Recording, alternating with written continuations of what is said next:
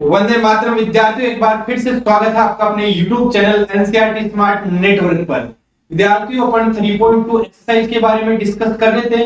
काफी कुछ हम डिस्कस कर चुके हैं उसके बारे में। आज के सवाल अपन 3.2 के जो कुछ लास्ट के सवाल बचे हैं उन पर हम डिस्कस करेंगे और आज हम 3.2 को खत्म ही कर देंगे। अपने जो भी 4-5 सवाल बचे हैं उन पर डिस्कस कर लेते हैं। बाकी हम 17 सवाल तक 3.2 के कर चुके हैं। आगे के सवालों पर जुड़ जाइए, जल्दी से देखें। 17 सवाल तक कर चुके हैं। 18वें सवाल से आज अपने को करना है। ये है आज का पहला सवाल या एक्सरसाइज का 18वां सवाल। एक ही बात है, यदि a बराबर लिखा हुआ है तथा i दो कोटि के एक तस्मक आव्यूह है तो सिद्ध कीजिए कि ये आएगा। तो ये बोर्ड में तो कम बार छपा होगा मान लेते हैं, परंतु ये टेस्ट में बहुत बार छपा हुआ है। ये जो भी मास्टर जी पढ़ाते हैं उनकी फर्स्ट चॉइस होता है ये क्वेश्चन। सबसे पहले यही दिया जाता है, चाहे टेस्ट में हो चाहे हाफेरली में हो, सबसे पहले यही उठा के देते हैं। बोर्ड में हालांकि ये कम बार आया है परंतु टेस्ट में तो बहुत तगड़ा छपता ही है। मास्टर जी देखते ही पहले यही कॉपी पेस्ट करते, साहब ये टाइप करवा देना, ये सवाल मेरे को देना इनको। तो ये सवाल स्टार्ट करते हैं। देखो क्या है, ए दे रखा है i दो कोटि एक तस्मक आव्यूह सिद्ध करना है ये। तो सॉल्यूशन स्टार्ट करते हैं इसका। भाई आसान है सॉल्यूशन करना तो अपना।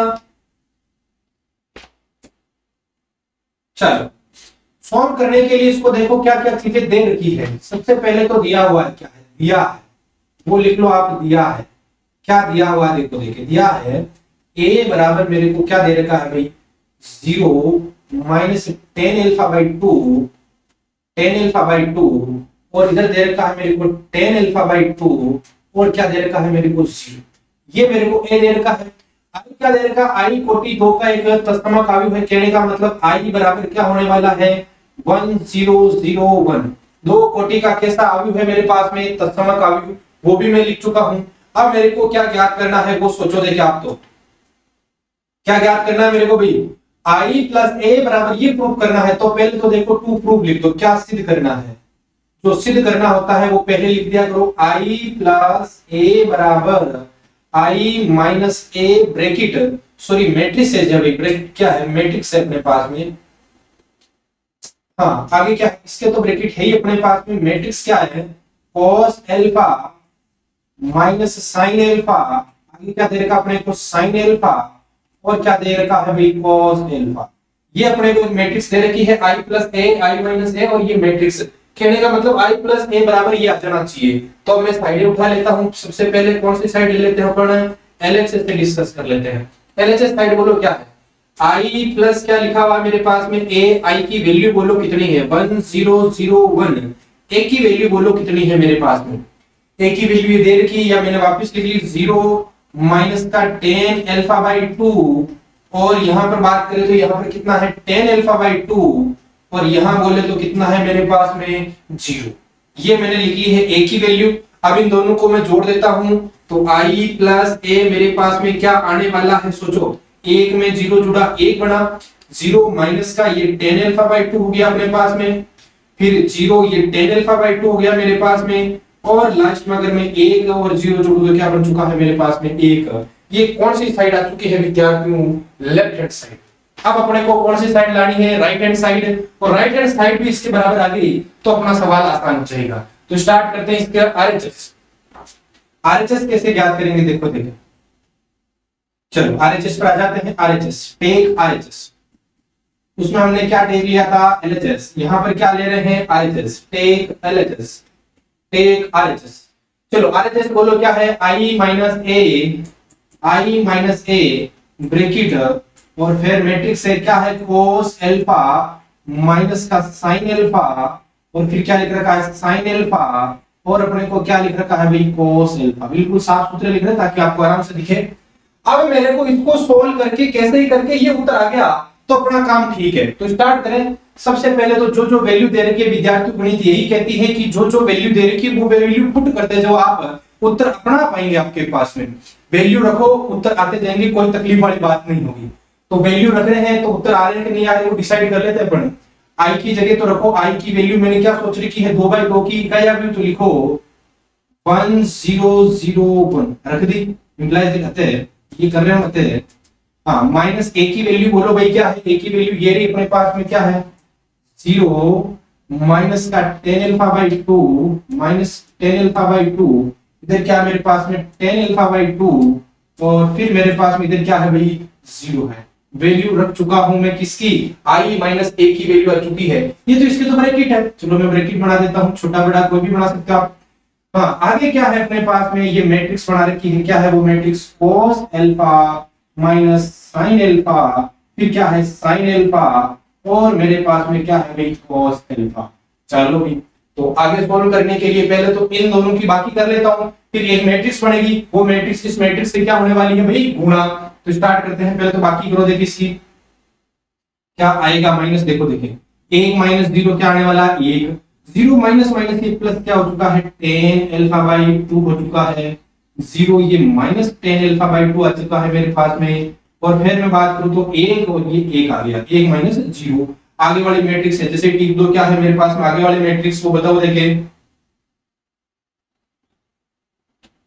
आगे वाले मैट्रिक्स टिको, देखें क्या है भाई, आगे वाले मैट्रिक्स है मेरे पास में cos alpha minus sin alpha, इधर आएगा sin अल्फा, और यहाँ पर क्या आने वाला है मेरे पास में cos अल्फा। ये मैट्रिक्स में लिख चुका हूं।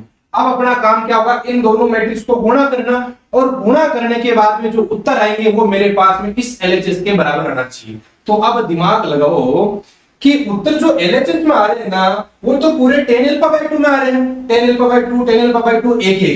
इधर की मैं बात करूं तो यहां तक तो ठीक है, tan अल्फा बाई 2, मामला यहां गड़बड़ा रहा। यहां पर आ गया sin sin sin cos, sine आ गया, cos आ गया, मेरे को tan अल्फा बाई 2 चाहिए। तो थोड़ा सा दिमाग पुराने टाइम में जाओ, जब 11th पढ़ते थे तो हम साइन और cos के हाफ एंगल वाले सूत्र पढ़ते थे। हाफ एंगल का क्या तात्पर्य मेरा, रफली अगर मैं लिखूं तो sin अल्फा बराबर या sin x बराबर सूत्र होता था 2 sin x बाई 2 और cos x बाई 2। इसका tan के पदों में सूत्र होता था अपने पास में 2 tan x बाई 2 बटा 1 plus tan square x by 2। इस प्रकार के सूत्र हम पढ़ चुके हैं। इसी प्रकार अगर मैं बात करूं cos x की, तो tan के पदों में मैं सीधा बोलूं तो tan के पदों में होता है 1 minus tan square x by 2 बटा 1 plus tan square x by 2। ये सूत्र हम पढ़ चुके हैं भाई, उन्हीं सूत्रों पर हम डिस्कस करेंगे वापस। तो मैं cos sin की जगह ये हाफ एंगल वाला सूत्र लिख दूंगा।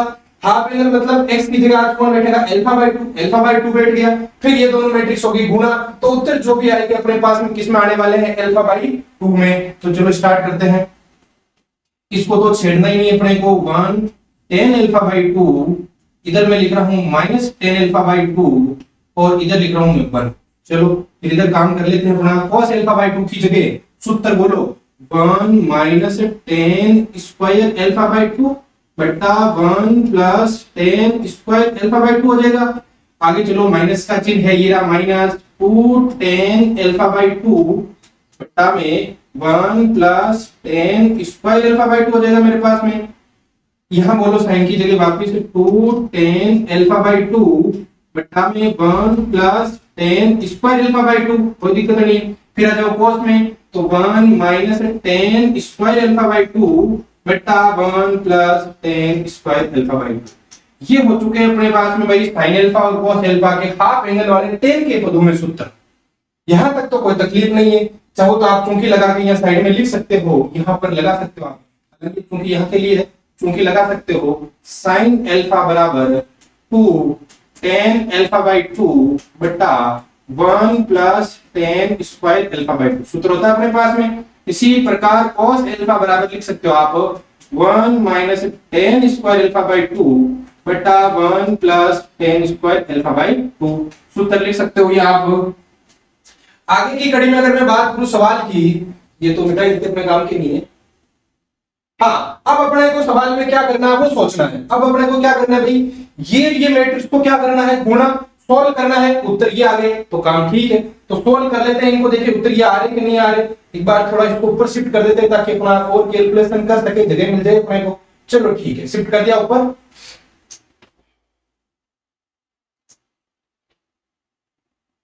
आ जाओ भाई, अब मैं इन दोनों मैट्रिक्स को गुणा कर रहा हूं, बिल्कुल ध्यान से देखना। देखिए ये दोनों मैट्रिक्स गुणा हो रही है।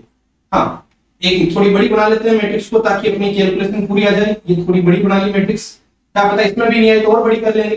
पहली पंक्ति पहला स्तंभ, एक ही गुणा होगा इस पूरे आइटम से, तो 1 minus tan square alpha by 2 बटा 1 plus tan square alpha by 2। पहली पंक्ति पहला स्तंभ गुणा हो रहा है अभी तो एक इससे गुणा हो गया, tan अल्फा बाई 2 इस पूरे से गुणा हो जाएगा। आता क्या है चिन्ह प्लस का, plus 2 tan alpha by 2 already था, tan अल्फा बाई 2 और आ गया तो tan स्क्वायर अल्फा बाई 2 बट्टा में चल रहा है 1 plus tan square alpha by 2। कोई दिक्कत नहीं यहाँ पर, मैंने कहा मैट्रिक्स छोटी पड़ेगी अपने तो सीधी बात है, हटाना ही है, छोटी पड़ रही है। तो अब पहली पंक्ति पहला स्तंभ गुणा हो चुका, पहली पंक्ति दूसरा स्तंभ गुणा करो, ये भी पहली पंक्ति दूसरा स्तंभ, एक गुणा करो तो माइनस का 2 tan alpha by 2 -2 tan alpha by 2 बट्टा 1 plus tan square alpha by 2। कोई दिक्कत नहीं, एक से गुणा करना था। अब tan अल्फा बाई 2 से इसको गुणा कर रहा हूं, चिन्ह आ जाएगा प्लस का tan alpha by 2 bracket 1 minus tan square alpha by 2 बट्टा में मेरे पास क्या आने वाला है 1 plus tan square alpha by 2। चलो आगे, पहली पंक्ति पहला स्तंभ, पहली पंक्ति दूसरा स्तंभ गुणा हो चुका है। अब अपना क्या काम है, दूसरी पंक्ति पहला स्तंभ, चलो गुणा करो दूसरी पंक्ति पहला स्तंभ, माइनस का tan अल्फा से गुणा हो जाएगा मेरे पास में कौन 1 minus tan square alpha by 2 बट्टा 1 plus tan square alpha by 2। अच्छा ठीक है, ये गुणा हो गया। अब एक से ये गुणा हो जाएगा, क्या लिखूंगा प्लस 2 tan अल्फा बाई 2 बट्टा 1 plus tan square alpha by 2 हो गया। ठीक है, आगे चलते हैं, दूसरी पंक्ति दूसरा स्तंभ, माइनस माइनस प्लस हो जाएगा और क्या बनेगा अपने पास में 2 tan स्क्वायर अल्फा बाई 2, ये 2 हो गया, tan गुणा हो गया अल्फा स्क्वायर बन गया अपना, और बट्टा में क्या है 1 plus tan square alpha by 2, और फिर अगर मैं एक से गुणा करूं तो plus 1 minus tan square alpha by 2 बट्टा 1 plus tan square alpha by 2। ये हो चुका है अपने पास में भाई गुणा। अब बिल्कुल आसान काम, हाँ एक से हम लेके सोल्व करने वाले हैं, बाकी सवाल को कोई तकलीफ देने वाला नहीं है बाकी सवाल में। तो एक बार और छोटा कर लेते हैं, हटाएंगे इसको, चलो भाई खूब छोटा कर लिया हमने इसको, थोड़ा ऊपर चला जाए तो इसका बहुत आसान होने वाला है अपने पास में। बहुत धन्यवाद साहब, बहुत बहुत धन्यवाद। अब देखो देखें, मान जा रहे देवता, हाँ अब बराबर का चिन्ह यहां पर आ जाओ। अब अपन ने गुणा कर लिया, अब जोड़ बाकी का काम बचा है। देखो देखें 1 minus tan square alpha by 2 1 plus tan square by 1 plus, लघुत्तम की बात करूं तो लघुत्तम आ रहा है 1 plus tan square alpha by 2 लघुत्तम आ रहा है। कुछ चीजें डायरेक्ट करने वाला हूं, सोचो 1 plus tan square alpha by 2 लघुत्तम आ गया, 1 minus tan square alpha by 2 plus 2 tan square alpha by 2, तो ये एक माइनस का दो प्लस के हैं तो क्या बचेगा प्लस का 1 plus tan square alpha by 2 बचेगा, नहीं बचेगा भाई। आगे आ जाओ, इसमें भी एलसीएम कितना आ रहा है मेरे पास में 1 plus tan square alpha by 2, बहुत बढ़िया लघुत्तम आ गया। अब देखो देखिए क्या बच रहा है, रफली काम देखना क्या है, माइनस का 2 tan अल्फा बाई 2, रफली काम कर रहा हूं मैं, इसको गुणा कर रहा हूं plus tan alpha by 2 minus tan cube alpha by 2, square था तो क्या बन चुका है क्यूब। तो यहां से एक चीज देखो, आप देखो क्या बन रहा है -2 tan alpha by 2 plus tan alpha by 2, तो क्या बचेगा minus tan alpha by 2 minus tan alpha by 2, और अपने पास में minus tan cube alpha by 2 बचेगा। आगे जो भी इसमें भी लघुत्तम समय सेम आ रहा है 1 plus tan square alpha by 2 लघुत्तम आ चुका है। देखो माइनस tan अल्फा से गुणा कर रहा हूं तो ये रहा माइनस का tan alpha minus minus plus, ये प्लस अपने पास में क्या बनेगा tan क्यूब अल्फा बाई 2, क्या बनेगा भाई tan क्यूब अल्फा बाई 2, ये माइनस हो गया, ये माइनस माइनस क्या हो चुका है प्लस। आगे प्लस का चिन्ह क्या है मेरे को दिख रहा है 2 tan अल्फा बाई 2, लघुत्तम तो समय सेम ही आ रहा है, तो सोचो 2 tan alpha by 2 minus tan alpha by 2 क्या बनेगा tan अल्फा बाई 2, तो tan अल्फा बाई 2 प्लस का tan क्यूब अल्फा बाई 2 आ चुका है। अब लास्ट वाला अवयव लघुत्तम सेम आएगा 1 plus tan square alpha by 2, आ जाओ यहाँ पर सेम आ गया, 2 tan square alpha by 2 minus tan square alpha by 2, तो केवल क्या बचेगा एक तो है ही, और क्या बच गया 1 plus tan square alpha by 2, ये आ चुका है अपने पास में लास्ट में। अब इसको और सोल्व करूं, अगर मैं बराबर का चिन्ह यही लगा देता हूं तो ध्यान से देखो, देखिए 1 plus tan square alpha by 2 1 plus tan square alpha by 2 cut गया, क्या आ गया मेरे पास में एक। आगे देखो इसमें कुछ कॉमन आ रहा है, और वो कॉमन आ रहा है माइनस का tan अल्फा बाई 2 कॉमन आ रहा है। अगर मैं माइनस का tan अल्फा बाई 2 यहां से कॉमन ले रहा हूं तो यहाँ तो बच रहा है 1 और यहाँ बच रहा है मेरा 1 प्लस 10 स्क्वायर अल्फा बाई 2 और यही सेम हर में है तो ये तो सुलटने वाला है। तो लिख लो क्या माइनस का 10 अल्फा बाई 2 क्योंकि माइनस 10 अल्फा बाई 2 कॉमन नीचे वाला सुलट जाएगा। इसकी बात करूं तो 10 अल्फा बाई 2 कॉमन, ये 10 अल्फा बाई 2 कॉमन है तो यहाँ बचा 1, यहाँ बचा प्लस का 10 स्क्वायर अल्फा बाई 2 बट्टा में भी ये सेम है कट जाएगा, क्या बचेगा 10 अल्फा बाई 2 बचने वाला है भाई। अब हम बात कर लेते इसकी, तो ये तो पूरा ही कट गया, क्या बच गया मेरे पास में 1 बच चुका है, 1 बच गया अपने पास में। अब देखो देखें क्या अपने LHS और RHS बराबर आ गई क्या अपने LHS और RHS बराबर आ गई क्या, मुद्दा ये है। आ गई तो अपना काम हो चुका है, नहीं आई तो फिर कहीं ना कहीं गलती की है। LHS की मैं बात कर लेता हूं अपने LHS की, क्या आया था अपने पास में LHS, ये था भाई LHS, एक बार बस ये अपने LHS की मैं बात करूं तो LHS मेरे पास में जो वैल्यू आई थी वो थी मेरे पास में भाई I प्लस ए बराबर, LHS I प्लस ए बराबर क्या था मेरे पास में, ये लिखा हुआ है 1 माइनस 10 अल्फा बाई 2 और था मेरे पास में 10 अल्फा बाई 2 और था अपने पास में 1। क्या ये LHS RHS बराबर आ गई क्या, 1 minus 10 alpha by 2 10 alpha by 2 और क्या चुका है 1, तो इसका मतलब LHS और RHS क्या चुका है बराबर। तो लास्ट में हम क्या लिखने वाले हैं, अतः LHS बराबर क्या है RHS, तो हम क्या लिखेंगे HP, हैंस प्रूव। ये हो चुका है अपने भाई सिद्ध, जो एक छोटा सा सवाल था, सवाल नंबर कौन था 18वां, बहुत आसान सवाल है, घबराने वाला कोई सवाल नहीं है। इस सवाल को सर शॉर्ट रूप में बताओ ना, ये थोड़ा बड़ा हो रहा है, तो शॉर्ट रूप में जब भी सवाल को किया जाता है तो हम क्या करते हैं, जो चीजें सेम दिख रही उनकी जगह कोई वैल्यू रख देते हैं। जैसे मेरे को सब जगह 10 अल्फा बाई 2 10 अल्फा बाई 2 इसी में मैटर घूम रहा है, तो मैं काम करूंगा इसको और शॉर्ट करने के लिए क्या करने वाला हूं, जहां जहां 10 अल्फा बाई 2 दिखेगा मेरे को, इधर देखो 2 मिनट बस, यहां पर देखो ये जो चीज दे रखी है मेरे को, यहां पर देखना एक बार देखें, हाँ यहां पर देखो ये जो 10 अल्फा बाई, इस टेबल की बात कर रहा हूं, जहां जहां मेरे को 10 अल्फा बाई 2 दिख रहा है वहां मैं टी मान लेता हूं। तो देखो आसान कैसे हो जाएगा, टी मान लेता हूं मैंने माना, फिर वापस टी की जगह मान रख देंगे, माना टी बराबर 10 अल्फा बाई 2, टी की जगह क्या, सॉरी 10 अल्फा बाई 2 की जगह टी, तो देखो क्या बनेगा 1, 10 अल्फा बाई 2 की जगह टी, 10 अल्फा बाई 2 की जगह माइनस टी, 1 की जगह 1, आगे बोलो ब्रैकेट 1 माइनस टी स्क्वायर बटा 1 प्लस टी स्क्वायर, आगे बोलो माइनस 2t बटा 1 प्लस टी स्क्वायर, फिर आगे अपने पास में 2t बटा 1 प्लस टी स्क्वायर, फिर आगे अपने पास में 1 माइनस टी स्क्वायर बटा 1 प्लस टी स्क्वायर। इससे अपने क्या कैलकुलेशन ऐसे बड़े दिखेंगे नहीं, होना तो वैसे ही गुणा होना है, ये 10 अल्फा बाई 2 की जगह टी आ गया, बस सिंपल काम है। अब गुणा करेंगे तो क्या लिखेंगे, देखो देखें पहली पंक्ति पहला स्तंभ 1 से गुणा होगा 1 माइनस टी स्क्वायर बटा 1 प्लस टी स्क्वायर, और ये टी से गुणा होगा तो 2t स्क्वायर बटा 1 प्लस टी स्क्वायर। आगे की कड़ी में मैं बात करूंगा तो ये हो गया माइनस का 2t बटा 1 प्लस टी स्क्वायर, और ये एक इससे गुणा हो जाएगा, सॉरी टी से गुणा हो जाएगा, तो देखो टी से गुणा कर देता हूं, लग गया t माइनस टी का क्या क्यूब बटा 1 प्लस टी स्क्वायर। इधर आ जाओ, ये माइनस टी से गुणा कर दो, माइनस का t प्लस टी की पावर 3 बटा 1 प्लस टी स्क्वायर। आगे अपने पास 1 से गुणा कर दो 2t बटा 1 प्लस टी स्क्वायर, फिर माइनस टी से ये माइनस का 2t स्क्वायर बटा 1 प्लस टी स्क्वायर, और प्लस 1 माइनस टी स्क्वायर बटा 1 प्लस टी स्क्वायर।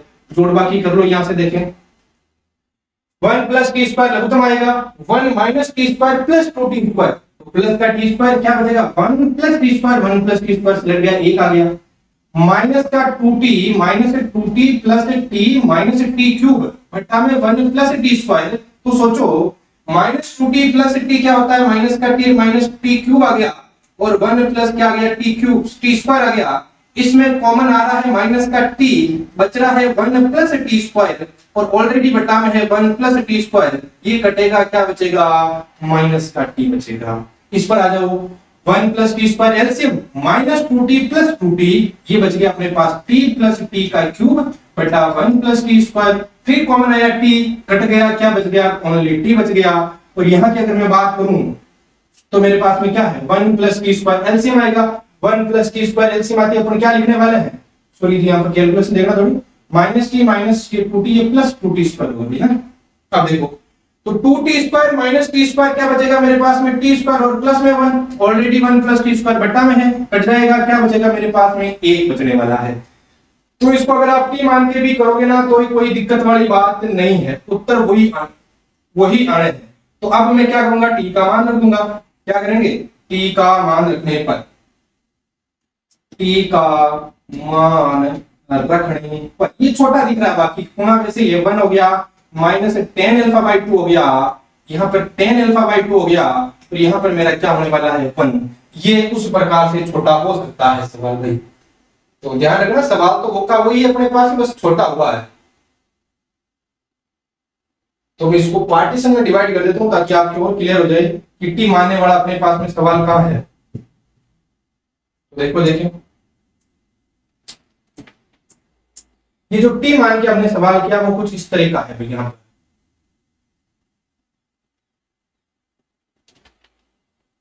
ये अपन ने जो सवाल किया है वो कौन सा है, टी मानने वाला सवाल है।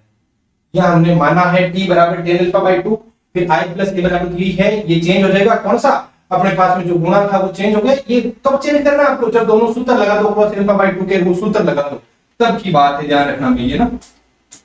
यहाँ पर अपन लिख देते हैं अपना क्या आएगा, यहाँ पर 1 आएगा, यहाँ पर आना है माइनस tan α/2 आना है, tan α/2 और क्या आना है 1। तो ये था अपने आज का पहला सवाल और अपने एक्सरसाइज का सवाल नंबर 18 भाई। आगे सवाल पर चलते हैं अपन। आज का सवाल नंबर स्क्रीनशॉट वगैरह नहीं लिया तो एक बार देख लो, आराम से ले सकते हो स्क्रीनशॉट वगैरह। आगे वाले सवाल पर चलते हैं अपन भाई। सवाल नंबर 19, किसी व्यापार संघ के पास 30,000 रुपए का एक कॉस्ट है जिसे दो भिन्न प्रकार के ब्रांडों में या बांडों में निवेशित किया जाता है। बॉन्ड है कोई इस प्रकार के, मान लो उस पर निवेशित किया गया।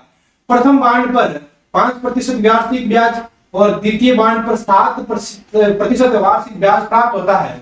आयु गुणन का प्रयोग करके ये निर्धारित कीजिए कि 30,000 रुपयों के कॉस्ट को दो प्रकार के ब्रांडों में निवेश करने के लिए किस प्रकार बांटे ताकि व्यापार संघ को कुल ब्याज 1800 और कितने का हो, 2,000 का। बिल्कुल आसान सवाल है भाई। देखो आसान क्यों है इसका कारण देखना। अगर मैं इसको सोल्व, लेट अस सपोज अपने को मैट्रिक्स से नहीं करने सवाल, हालांकि किताब में इसमें बोल दिया अपने को, प्रश्न में क्या बोला है, कहीं इसमें आव्यूह का तो प्रयोग देखो यह नहीं करना, आव्यूह गुणन के प्रयोग द्वारा निर्धारित करना है। अगर आव्यूह गुणन का प्रयोग नहीं होता और ऐसे सवाल आ जाता अपने बिना पढ़े, आव्यूह से बिना पढ़े हम पढ़ कर रहे इस सवाल को, तो क्या करते देखो देखें, बिना आव्यूह की जानकारी लिए बिना क्या करेंगे हम, 30,000 रुपए है, कितने ब्रांडों पर निवेश कर रहा है वो दो भिन्न पर। तो मैं मान लेता हूं, माना कितने ब्रांड है अपने पास में, दो ब्रांड है क्या, तो मैं मान लेता हूं माना प्रथम बांड पर निवेश किए गए रुपए, प्रथम बांड पर कितने निवेश कर दिए मान लो x, तो द्वितीय बॉन्ड पर अपना आप हो जाएगा कितना होगा, टोटल 30,000 के, तो 30,000 माइनस क्या होने वाला है मेरे पास में x है, टोटल 30,000 है तो 30,000 माइनस x दूसरे बॉन्ड पर निवेशित करेगा। अब देखो देखें पहले बॉन्ड पर कितना ब्याज मिल रहा है 5%, किसका, जो निवेश करना है, तो पहले बॉन्ड पर मिलेगा x का कितना परसेंट, 5/100। फिर प्लस दूसरे बॉन्ड की मैं बात करूं, दूसरे बॉन्ड पर कितना 7, दूसरा बॉन्ड कितना है 30,000 माइनस x पर कितना ब्याज मिल रहा है 7, ये दर है ब्याज की। अब पहले पर 5% मिल रहा है, दूसरे पर 7% मिल रहा है, दोनों को मिला के कितना रुपए हो रहे हैं, व्यापार संघ कुल वार्षिक ब्याज कितना, पहला क्या है 1800 रुपए। तो इसको उत्तर से अगर मैं चेक करूं तो क्या आएगा मेरे पास में, ये हो गया 5/100 प्लस 30,000 को इस 7 से गुणा कर दो, अपने क्या जा रहा है सीधा ही, देखो गुणा कर देते हैं एक बार भाई, 7 3 21 हो जाएगा, और ये अपने पास में 1 2 3 4 जीरो लगा देंगे अपन। हाँ, अब आगे की बात करूं मैं, 21 हो गया, 7 21 और माइनस का क्या हो जाएगा 7x, बट्टा में क्या होने वाला है मेरे पास में 100, बराबर में कितना है 1800। चलो जोड़बाकी करते हैं यहाँ से भाई, एलसीएम बोलो कितना आ रहा है 100, तो ये हो गया 5x माइनस का 7x, क्या बचेगा 5x माइनस 7x, मेरे पास में क्या होने वाला है माइनस का 2x, 5x minus 7x minus 2x plus 21 और 4 क्या लगा दो आप 0, 100 को उधर भेजो तो क्या होने वाला 1800 और 2 जीरो और लगा दो। अब देखो देखें माइनस 2x उधर गया तो प्लस 2x, ये है अपने पास में कितना, इकाई दर सैकड़ा, हजार, 10,000, लाख, 1,80,000, ये अपने पास में कितना है 2,10,000, 2,10,000 में से 1,80,000 गया, तो तो कितना बचने वाला है 30,000। अब 30,000 बराबर 2x है तो x बराबर बोल दो सीधा सीधा कितना आएगा मेरे पास में 15,000। अब x की वैल्यू 15 आ गई, मतलब प्रथम ब्रांड पर कितने निवेश कर रहा है 15,000, तो दूसरे पर 30,000 माइनस x बोले तो कितना 30 माइनस 15 फिर कितना होने वाला है 15। ये तो था अपने पास में सीधा सीधा सवाल करने का तरीका। बाई चांस अपने को तो आव्यूह गुणन का प्रयोग करना है। अब आव्यूह गुणन का प्रयोग करके हम क्या करने वाले हैं, हालांकि उत्तर आगे जाके इसी प्रकार से आने वाले हैं। अब हम इसको विधिवत कर लेते हैं, विधि के साथ इस सवाल को समापन कर देना। चलो भाई, क्या माना, मानने देगा ही नहीं है, माना प्रथम क्या है, माना प्रथम बांड पर निवेश राशि क्या तो चाहिए, निवेश राशि कितनी राशि है भाई, प्रथम बांड पर निवेश राशि बराबर में क्या लिख देता हूं x रुपए। कितने रुपए निवेश कर रहा है x रुपए। तो अब सीधा सीधा हो गया द्वितीय बांड पर निवेश राशि, सोचो कितनी होने वाली है। प्रथम बांड पर x दे टोटल 30,000 थे, तो दूसरे पर कितने जाएंगे अपने पास में 30,000 माइनस x रुपए जाने वाले हैं। समझ गए यहां तक, ठीक है। अब अपने पास पहले बॉन्ड पर x, दूसरे पर 30,000 माइनस x। अब मेरे को ब्याज दे रखा है, प्रथम बांड पर 7, प्रथम पर 5, दूसरे पर 7 दे रखा है। तो मैं क्या लिखने वाला हूं, अब इसको क्या बोला, इसकी मैट्रिक्स है, आव्यूह गुणन का प्रयोग करो। अब आव्यूह को रिप्रेजेंट करने का तरीका क्या होगा, प्रथम बांड पर मेरे को क्या दे रखा है x, तो मैं इसकी आव्यूह को बना लेता हूं x और a लिख लेते हैं 30,000 माइनस का x लिख लेते हैं। अब मेरे को उसके गुणा में, अभी सोचो हमने क्या गुणा किया था, x का 5/100, मतलब x को किससे गुणा किया था 5% से, तो इसमें भी x को 5% से गुणा करने का मतलब इधर बनेगी अपने किसकी सारणी, वार्षिक ब्याज वाली, सॉरी ये अपने पास में प्रतिशत दर की सारणी बनेगी। वार्षिक ब्याज की दर क्या है, तो यहां पर आएगा 5%, यहां पर क्या आएगा 7%। ये दोनों गुणा होने के बाद में जो वैल्यू फाइंड आउट हो रही है वो कितनी हो रही है 1800, जो मेरे पास में क्या है वार्षिक ब्याज है। पहले तो मैं क्या करूंगा, इनकी मैट्रिक्स में रिप्रेजेंट कर लूंगा, मैट्रिक्स बना लेते हैं। तो मैट्रिक्स कैसे बनेगी देखो, देखें पहले क्या है निवेश, कहां पर है बांडू में निवेश, बांडू में निवेश, उसकी आव्यूह बना लेते हैं। बांडू में निवेश, इसकी आव्यूह नीचे बना लेते हैं अपने पास। ये एक आव्यूह बनेगी अपने पास में, जिसमें पहला आव्यूह तो आएगा x, दूसरा आएगा मेरे पास में 30,000 माइनस का x। ये बांडू में निवेश है, और जो निवेश है वो किसमें है भाई, रुपये में, रुपये में, ठीक है। बांडू में निवेश आ गया। अब मैं वार्षिक ब्याज की दर बता दो मेरे को, वार्षिक ब्याज की दर है क्या अपने पास में, वार्षिक ब्याज दर, वार्षिक ब्याज दर, वार्षिक ब्याज दर क्या आने वाली है, सोचो देखे कितना परसेंट आएगा 5%, और कितना आएगा अपने पास में 7%, 5% और क्या आ चुका है 7%। और लास्ट वाले की मैं बात करूं तो क्या लिखा हुआ अपने पास में, वार्षिक ब्याज वो किसमें रुपयों में, और कितना रुपए है मेरे पास में 1800 रुपए है। तो यहां पर मैट्रिक्स बना लेता हूं वार्षिक ब्याज की, किसकी, वार्षिक ब्याज की मैट्रिक्स, वार्षिक ब्याज की मैट्रिक्स क्या बनेगी, वार्षिक ब्याज की मैट्रिक्स सोचो देखें अपने पास में केवल मात्र क्या आने वाला है 1800 रुपए। जब वार्षिक ब्याज कितना है 1800 रुपए, ये पहला सवाल कर रहे हैं। अब तीनों मैट्रिक्स बन चुकी है, अब तीनों मैट्रिक्स को किस किस मैट्रिक्स को गुणा करें वो अगर आप अंदाज लगा लोगे तो देखो वार्षिक ब्याज तो इन दोनों से बन के आएगा अपने पास में 1800 वाले की बात करूं तो कितने बाई कितने की है 1/1 की, इसकी बात करूं तो ये है अपने पास में 1/2 की है, ये मैं बात करूं तो कितने बाई कितने की है 2/1 की है। ये दो और दो सेम दिख रहा है, प्राप्त कितने की होने वाली है 1/1 की प्राप्त होने वाली, और 1/1 की आगे आ रही है। कहने का तात्पर्य मैं इन दोनों मैट्रिक्स को गुणा कर देता हूं और उसके बराबर में वो मैट्रिक्स मेरे को फाइंड आउट हो जाएगी। तो अतः आव्यूह गुणन से, अतः आव्यूह गुणन से, लास्ट में इसका कारण बताऊंगा इनको गुणा क्यों किया। आव्यूह गुणन से क्या लिखेंगे हम, x यहां पर 30,000 माइनस का x, फिर गुणा कर रहा हूं मैं किससे 5/100% को लिख लेता हूं, और यहां पर क्या है 7/100 लिख लेता हूं, बराबर में क्या आएगा मेरे पास में 1800। पहले जो सोचा था वो समीकरण अब बनने वाली है, तो देखना देखिए कैसे बनने वाली है मेरे पास में, जो पहले सोची थी वो समीकरण। एक बार ये एडजस्ट हो गया अपना। हाँ देखो, अब आना भाई सवाल पर, क्या है, गुणा करो।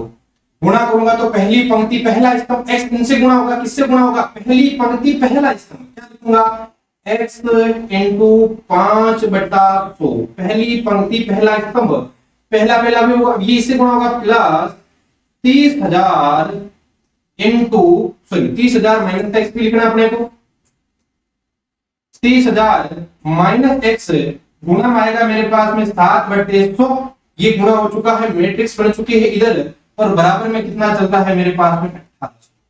कोई दो आयु समान होती है तो संगत अवयव बराबर होते हैं, हालांकि इसमें भी एक अवयव है उसमें भी एक अवयव है, तो बराबर लिखूंगा, अतः अतः क्या लिखूंगा, x 5x/100 प्लस का चिन्ह, 7 21 हो गया, और 4 आ गए मेरे पास में 0, फिर मैं माइनस का क्या लिखने वाला हूँ 7x, बट्टा में क्या लिखने वाला हूँ मैं 100, और बराबर में क्या आने वाला है 1800। सोचो, जब अपने को मैट्रिक्स के बारे में जानकारी नहीं थी तब भी हम सवाल ऐसे ही कर रहे थे, अभी थोड़ी देर पहले इसका बेसिक बताया था, किसी प्रकार करेंगे सवाल, कारण मेरे को कुल ब्याज 1800 प्राप्त हो रहा है, तो मैं लिखूंगा x का 5% तथा 30,000 माइनस x का 60%, ये दोनों मिलकर मेरे को जो ब्याज प्राप्त हो रहा है वो कितना 1800, ऐसे लिखने वाला हूं मैं, तो वही लिखा है मैंने। तो अब इसको आगे क्या करने वाले हैं हम, इसकी जोड़बाकी कर लेते हैं अपन भाई।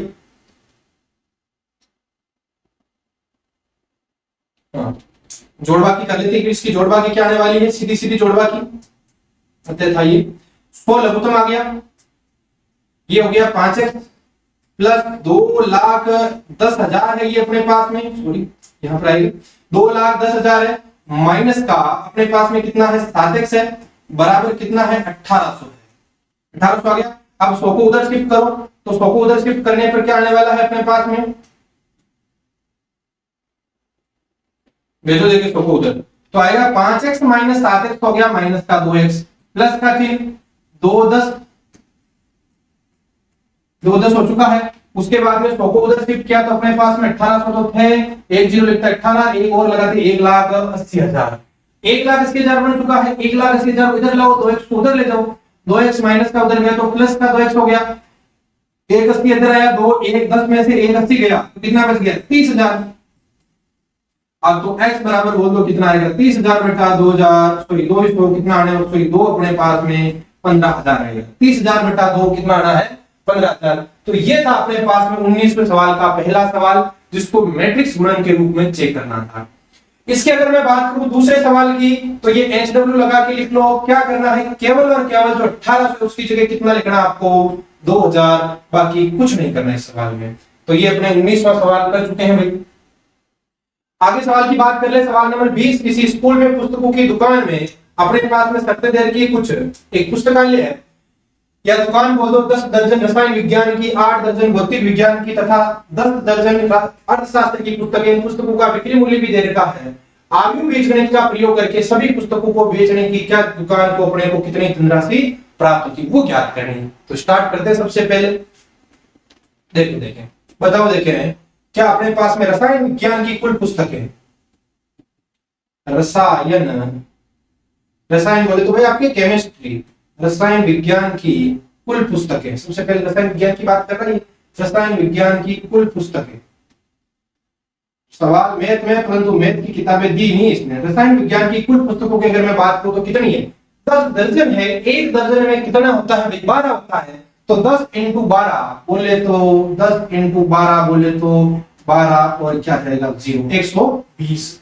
अब अपने रसायन विज्ञान क्या गई, अब किसकी अपने पास में भौतिक विज्ञान की कुल पुस्तकें, भौतिक विज्ञान की कुल पुस्तकें, सोचो कितनी है भौतिक विज्ञान की कुल पुस्तकें, 8 दर्जन है, तो क्या करने वाला हूं 12 इंटू 8, 12 इंटू 8 कितना होता है अपने पास में 96 होता है। उसके बाद में अर्थशास्त्र की कितनी पुस्तकें, 10 दर्जन, अर्थशास्त्र की कुल पुस्तकें कितनी होने वाली है, अर्थशास्त्र की 10 दर्जन है, 10 इंटू 12 बोले तो 120। चलो यहां तक की तो जानकारी हमने जहां जहां सवाल में थी वो लिख ली। अब अगर मैं बात करूं यहां से इन पुस्तकों का बिक्री मूल्य, मतलब केमिस्ट्री का 3 रुपए एक बुक के, उसके बाद में अपने ये सॉरी फिजिक्स के 60 रुपए, और अपने किसके हैं ये अर्थशास्त्र के कितने हैं 40 रुपए, और अपने को ये बेच रहा है 80 रुपए में केमिस्ट्री है, फिजिक्स अपने पास में 60 रुपए में बेच रहा है, और अपने पास में इकोनॉमिक्स की किताब है वो 10 रुपए में बेच रहा है। तो अगर मैं अभी नहीं पूछता तो आप डायरेक्ट उत्तर नहीं बता सकते थे क्या कितने रुपए प्राप्त होंगे, सीधे बताते कैसे। रसायन विज्ञान की एक पुस्तक पर 80 रुपए प्राप्त हो रहे हैं, टोटल पुस्तकें कितनी 120 पुस्तकें, प्लस अपने पास में फिजिक्स की किताब पर कितने रुपए प्राप्त हो रहे हैं 60, और टोटल कितनी है मेरे पास में 96। अब मैं बात कर लेता हूं प्लस टोटल अर्थशास्त्र की पुस्तकें 120, और एक किताब पर कितने रुपए प्राप्त हो रहे हैं मेरे को, एक किताब पर 40 रुपए प्राप्त हो रहे हैं। तो यहाँ क्या लिखूंगा मैं 40, और इनकी जोड़वा की करता, और जो उत्तर आता मेरे पास में वही तो होती कुल धनराशि। इतने तो रुपए प्राप्त होते हैं, उसको बिक्री मूल्य देने का। तो ये था अपने पास सवाल करने का तरीका डायरेक्ट, परंतु अपने को क्या बोला है आव्यूह बीजगणित का प्रयोग करो। तो मैं क्या करने वाला हूं, इनकी मैट्रिक्स बनाने वाला हूं, दो मैट्रिक्स बनेगी उनको गुणा करूंगा, और फिर एक धनराशि प्राप्त होगी। धनराशि तो एक ही क्वांटिटी में आएगी कि नहीं आएगी, कहने का मतलब मैट्रिक्स आएगी 1/1 की। इस प्रकार से इन दोनों मैट्रिक्स को सेट करना है। तो मैं बना देता हूं पुस्तकों की संख्या, इधर तो लिख देता हूं मैं पुस्तकों की संख्या, पुस्तकों की संख्या, उसकी मैट्रिक्स बना देता हूं। क्या क्या है पुस्तकों की संख्या बताओ, देखिए पुस्तकों की संख्या मेरे पास में क्या है 120, आगे बोलो 96, और कितनी है मेरे पास में 120। ये पुस्तकों की संख्या की मैट्रिक्स बन गई। फिर अपने को क्या बनाना, बिक्री मूल्य। बिक्री मूल्य किसमें है भाई, रुपए में। बिक्री मूल्य किसमें है, बिक्री मूल्य रुपए में। पौष्टिक मूल्य देते हैं ताकि आपको अंदाज रहे। अब बिक्री मूल्य की टेबल कुछ इस तरह की बनेगी ताकि इन दोनों को अगर मैं गुणा करूं ना तो कुल धनराशि 1/1 में प्राप्त हो। तो किस प्रकार बनाएंगे सोचो, ये कितने बाई कितने की है 1/3 की, तो इसको क्या बना देता हूं मैं 3/1 में। 3 सेम गुणा हो जाएगी और प्राप्त 1/1 की हो जाएगी। बढ़ाओ बिक्री मूल्य क्या है 80 है मेरे पास में, और क्या है 60 है मेरे पास में, और क्या है 40 है। और कुल धनराशि को मैं क्या मान लेता हूं x। कुल धनराशि अभी आई नहीं है तो उसको मैं क्या मान लेता हूं भाई x। अब आव्यूह गुणन का प्रयोग कर लेते हैं, आव्यूह बीजगणित का प्रयोग कर लेते हैं। एक ही बात है अपने पास में। ये तो जो प्रश्न में डिटेल दी है ना वो हमने लिखी है, ऐसे मान लो आप। जो जो प्रश्न में डिटेल दी है ना वो हम लिख चुके हैं। अब आगे की जानकारी महज अभी है भाई। तो मैं क्या लिखने वाला हूं, देखो क्या लिखेंगे, आव्यूह बीजगणित से, आव्यूह बीजगणित से, या आव्यूह गुणन का प्रयोग कर सकते हैं। आव्यूह बीजगणित से मतलब बीजगणित का तात्पर्य जोड़वा की गुणा बात है अपना। तो गुणा करें आव्यूह बीजगणित से 120 96 120 हो गया, गुणा 80 60 और क्या आएगा 40 बराबर की बात कर लेते हैं। क्या है अपने पास में, कुल धनराशि को मैंने क्या मान रखा है x। गुणा तो देखें 120 इंटू 80, पहली पंक्ति पहला स्कोर 1/1 की बढ़ेगी, प्लस 96 इंटू 60 120 इंटू 40 बराबर में मेरे पास में कुल धनराशि है वो क्या मान रखी है मैंने x मान रखी है। चलो भाई अब जोड़ बाकी का और काम बचा है। 120 को 8 से गुणा करो, इसको मिटा देते अपने काम का नहीं। ये तो तरफ तरीका बताया था मैंने आपको। अब 120 को 8 से गुणा करो, 12 कितना होता है भाई 96 होता है। ये तो 96 आ चुका, और 1 0 कितने जीरो 2 जीरो लगा देता हूं, ये प्लस का चिन्ह आएगा अपने पास में। 96 को 6 से गुणा करना है, 6 6 36 हो गया, 3 बच गया, और 9 6 54 और 3 कितना हो गया मेरे पास में 57 हो गया, 1 0 लगा देता हूं प्लस का चिन्ह।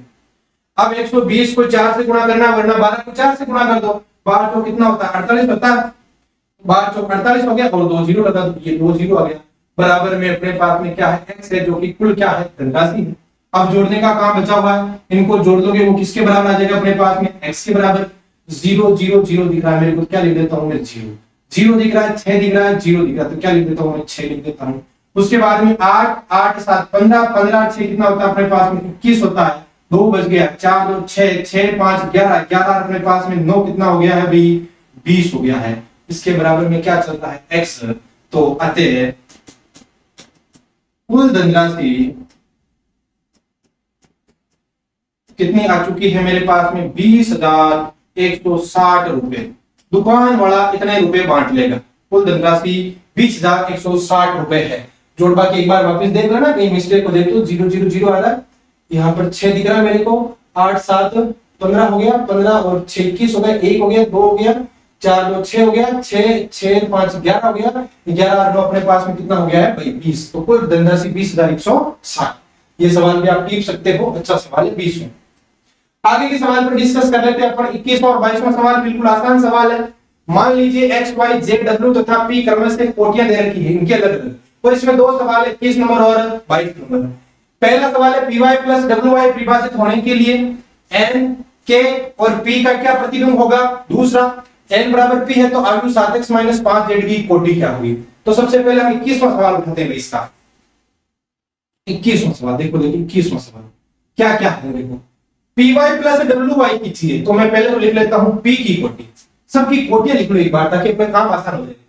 x की कोटि, x की कोटि बोलो क्या है भाई मेरे पास में, x की कोटि है अपने पास में 2/n की। आगे y की कोटि बोल दो, मैट्रिक्स दे रखी है, y की कोटि कितनी है अपने पास में 3/k की। z की कोटि कितनी है अपने पास में x y z, z की कोटि होगी 2/p की। x आ गया, y आ गया, z आ गया अपने पास में। w की कोटि बोलो n/3 की, w की कोटि n/3 की। और फिर अपने पास में लास्ट में कौन है p, और p की कोटि किस प्रकार की दे रखी है p/k की, ये स्मॉल p है ना। चलो अब कोटियां दे दी अपने को, क्या बताना है py प्लस wy कब परिभाषित होगा, वो चीज बतानी है। तो देखो py रखो, भी देखना py प्लस wy कब परिभाषित होगा, मतलब ये सेम कोटि का होगा तभी ये जुड़ेगी। सबसे पहले तो ये बताओ py कब परिभाषित होगा। py कब परिभाषित होगा, जब p में स्तंभों की संख्या और y में पंक्तियों की संख्या बराबर हो। तो सॉल्व करते हैं अपन। p की कोटि, p की कोटि बोलो कितनी है भाई, ये तरीका है लिखने का। p की कोटि बोलो क्या है, p की कोटि p/k तथा y की कोटि p तथा y की कोटि क्या है, y की कोटि यहीं से देख लो, अपना काम आसान हो जाएगा। y की कोटि कितनी है 3/k। p की कोटि पता चल गई, y की कोटि पता चल गई, क्या लिखूंगा मैं, तो py तभी परिभाषित होगा, तभी परिभाषित होगा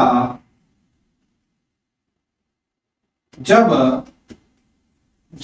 सोचो क्या होना चाहिए, py कब परिभाषित होगा, जब p के स्तंभों की संख्या k और y की पंक्तियों की संख्या कितनी 3 है। जब k बराबर क्या हो, जब k बराबर मेरे पास में क्या आ जाए भाई 3, जब k बराबर क्या हो 3 हो, परिभाषित होगा जब k बराबर 3 हो।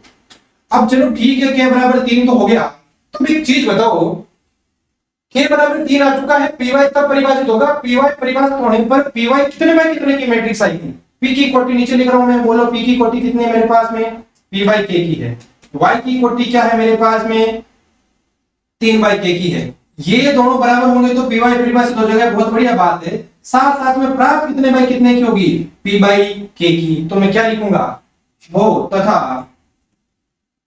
py कितने बाय कितने की बनेगी, p/k की प्राप्त होगी, तथा p/k की आयु प्राप्त होगी। p/k कोटि की आयु होगी, कोटि की आयु होगी। ठीक है, यहां तक भी कोई तकलीफ नहीं है।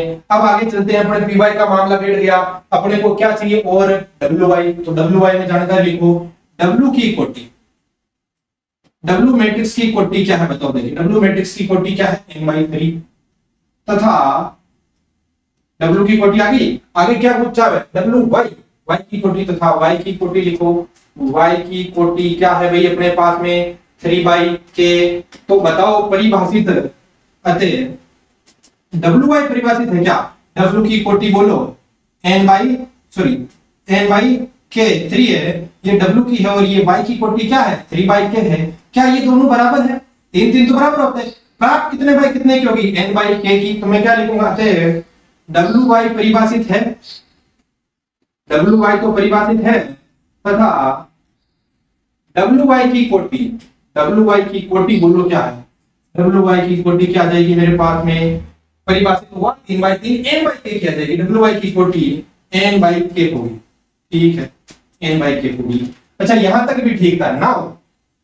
अब मेरे को तो जोड़ तक नहीं है ना, py प्लस wy परिभाषित होगा, py प्लस wy परिभाषित होगा यदि, परिभाषित होगा यदि क्या शर्त होगी भाई, यदि py और wy की कोटि सेम हो, wy की कोटि समान हो। अब दोनों की कोटि समान होगी तभी ये परिभाषित होगा। अब दोनों की कोटि समान से अगर मैं बात करूं तो py की कोटि बोलो, py की कोटि कितनी आ चुकी है मेरे पास में, py की कोटि आ चुकी है p/k की, ये तो py की कोटि है, और wy की कोटि बोल दो कितनी है n/k की है। तो कहने का तात्पर्य है ये चलो केयर के तो आगे आते हैं, परंतु P बराबर क्या आना चाहिए मेरे पास में, n आना चाहिए। तो WY की कोटि समान हो, अतः अपने पास में शर्त क्या होगी, P बराबर क्या होना चाहिए, n आना चाहिए। P बराबर n आना चाहिए और K की वैल्यू शुरू में हम निकाल चुके हैं, कितनी आनी चाहिए भाई 3, और P बराबर क्या होना चाहिए n। तो ये अपने पास में ऑप्शन आ रहा है पहला, जब K बराबर 3 होगा और P बराबर क्या होगा मेरे पास में n। तो ये सवाल अपने आसान सा सवाल है, कोई दिक्कत वाला सवाल है नहीं, आराम से वापस मिलाओगे तब हो जाएगा, आसान सवाल है। तो ये हम पहला सवाल कर चुके हैं, बिल्कुल इजी सवाल था। अब अगर मैं बात करूं इसके दूसरे सवाल की, तो दूसरा सवाल क्या है, देखो देखो शांति से। n बराबर दे रखा P 7x - 5z की कोटि पूछी है। यहां मैं 22वां सवाल लिख रहा हूं, ये 22वां सवाल। बोलो देखिए पहले तो x की कोटि बोलो, x की कोटि क्या है, x की कोटि सबसे पहले x की कोटि लिखी गई है सही, क्या है x की कोटि 2/n। अब बोलो देखिए z की कोटि बोल दो, लगे हाथ यहां पर, z की कोटि क्या है मेरे पास में, z की कोटि है अपने x y z 3 नंबर वाली कोटि होगी 2/p, ये रही 2/p। शर्त पहले ही बोल दी, p बराबर n बराबर क्या है भाई p है, n बराबर क्या है p है। अब बताओ 7x - 5z की कोटि पूछी, 7x - 5z की कोटि, ये कोटि पूछी। अब विद्यार्थी एक चीज बताओ मेरे को, क्या x की कोटि 2/n है तो 7 से गुणा होने पर वही रहेगी, z की कोटि 2/p है 5 से गुणा होने पर वही रहेगी। परंतु अगर मैं 7x - 5z की बात करूं, 7x - 5z की बात करूं, तो इसकी बात तभी होगी जब इसकी कोटि और इसकी कोटि सेम हो। इसकी कोटि बोल दो एक बार, देखिए कितनी है 2/n है, तो इसकी कोटि क्या है 2/p नहीं है क्या, इसकी कोटि तो 2/n है, इसकी कोटि 2/p है। तो ध्यान देना, इसकी पंक्तियां दो, इसकी पंक्तियां दो, मामला ठीक है। n बराबर क्या है अपने पास में p, क्या n बराबर तो p दे ही रखा, मतलब परिभाषित है। तो नई जो मैट्रिक्स आएगी उसकी कोटि क्या आनी चाहिए, या तो मैं कह सकता हूं 2/n की आएगी, या मेरे पास में क्या आएगी 2/p की। कारण p n तो आपस में क्या है बराबर है, तो दो तो बराबर है, n बराबर p दे दिया, तो बाकी हो सकती है, बाकी होने पर जो मैट्रिक्स प्राप्त होगी वो या तो 2/n की होगी या 2/p की होगी। उसका कारण n बराबर क्या दे रखा है p, तो ऑप्शन ढूंढ लो, या तो 2/n कहीं ढूंढ लो या 2/p कहीं ढूंढ लो। तो अपने को कौन सा ऑप्शन मिला है, 2/p है क्या कहीं पे, नहीं है, तो अपने को कौन सा ऑप्शन मिला हुआ है 2/n। इसको थ्योरी में लिखना चाहो तो लिख सकते हो, थ्योरी में लिख लो पहले इसको, क्या होगी इसकी थ्योरी, अपने पास लिखेंगे 7x - 5z परिभाषित होगा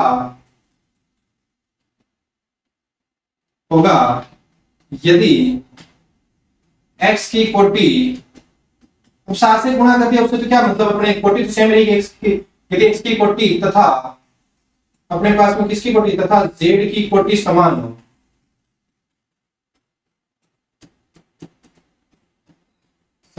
अर्थात अपने पास में x की कोटि क्या है, x की कोटि अपने पास में दे रखी है, अपने पास में 2/n है, z की कोटि मेरे पास में क्या है भाई 2/p है, दो तो बराबर है, n बराबर क्या होना, अर्थात n बराबर p हो, और वो दे ही रखा, अतः 7x - 5z की कोटि, 7x - 5z की कोटि, अर्थात ये कोटि सेम ही होगी, तो या तो आप x की कोटि लिख दो या z की कोटि लिख दो। अब x की कोटि मेरे पास में क्या है 2/n लिख दो, या z की कोटि लिख दो 2/p लिख दो, या 2/p लिख दो। अपने को p तो ऑप्शन में दिया नहीं है, 2/p नहीं है, तो हम कौन सा ऑप्शन लेने वाले हैं 2/n ऑप्शन लेने वाले हैं। ये था अपने पास में सवाल नंबर 22। इन सवालों को एक बार में पहले ना पढ़े तो विद्यार्थी वीडियो को बार बार देखोगे तो आराम से और क्लियर हो जाएगा, बार बार देखने की जरूरत नहीं पड़ेगी, एक बार देखो ना तो बिल्कुल ध्यान वही लगा के देखो तो कोई समस्या नहीं आएगी। तो ये थी अपने पास में 3.2 एक्सरसाइज, जिससे जुड़े कुछ सवाल हम डिस्कस किए हैं। 3.2 एक्सरसाइज कंप्लीट हो चुकी है, अब इसके कुछ एग्जांपल बाकी है। एग्जांपल जो सीधे हैं वो तो हम करेंगे नहीं, कुछ तो हार्ड लगेंगे, उन एग्जांपल को हम डिस्कस करेंगे। बहुत बहुत धन्यवाद।